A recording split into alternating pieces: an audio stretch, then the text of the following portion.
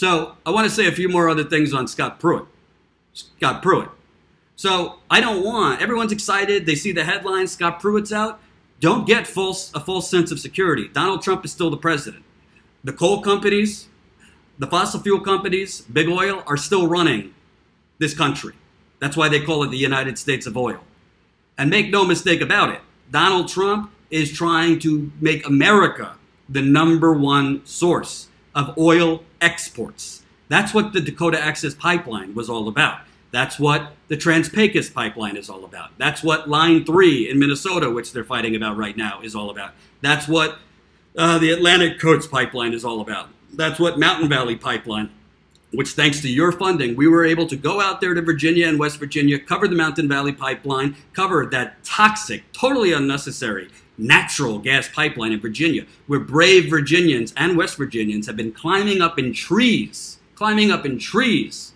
and protesting for one woman. Nutty was her name. I don't know her real name. This woman protested atop a monopod in a forest for over 60 days. Over 60 days. And guess what? Temporarily, they have suspended all construction on that pipeline. Jen and I are not taking credit for it because we were out there. But I will tell you one thing. We were the only national reporters out in Virginia covering that pipeline and the tree protesters. We were the only ones there, and we were there because you funded us to be there in the early days of this operation, pre-status coup. So we've already helped stop one pipeline. The reporting we are going to do on Flint that we have found, I'm hoping, is going to help basically make them have to redo all the testing, because the testing has been fraudulent in Flint. And there are very, very powerful forces right now trying to stop that story from getting out. It's getting out whether they like it or not. So thank you to the people who have funded us. But I just want to say on Scott Pruitt, this is not a time to rest. This is not a time. This is why I think with Standing Rock, a big reason Standing Rock ended up in the ground, Dakota Access Pipeline, is because after Obama denied that final permit, everyone did a victory dance, and everyone's human, and everybody was excited that day. That was one of the most joyous things I've ever seen in the field. People were crying, dancing, celebrating. People had fought for months, some for years, to stop that pipeline. Obama denied the permit. Everybody went to sleep. Trump comes in, switches it like that. So now is not the time to stop protesting. People need to be out at the White House today and tomorrow, not just protesting Scott Pruitt and Donald Trump, but the whole administration. Because they're going to slip in, whoever they're going to slip in to replace Scott Pruitt isn't going to magically just part the seas and be like, you know what, we've erred here. We've erred here.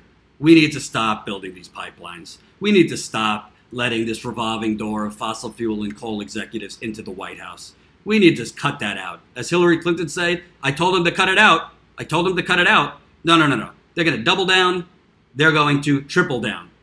This is a victory. Scott Pruitt resigned. He was fired. That's what really happened. But don't take your eye off the ball, people, because as bad as the gun epidemic is, as bad as basically the new Gilded Age we have, this is the Gilded Age again. Trump has made it the Gilded Age. Income inequality, all-time high. And Trump is making it worse. Democrats aren't going to make it much better. They sound better than Trump. They're not as vile on immigration and women's reproductive rights and all these things. But economically speaking, I mean, the Democratic Party with Nancy Pelosi, Cory Booker, Kirsten Gillibrand ain't coming, they're not coming to put more money in your wallets or fix things economically. They talk the talk about it, but they never have. Not in the last 30, 40 years.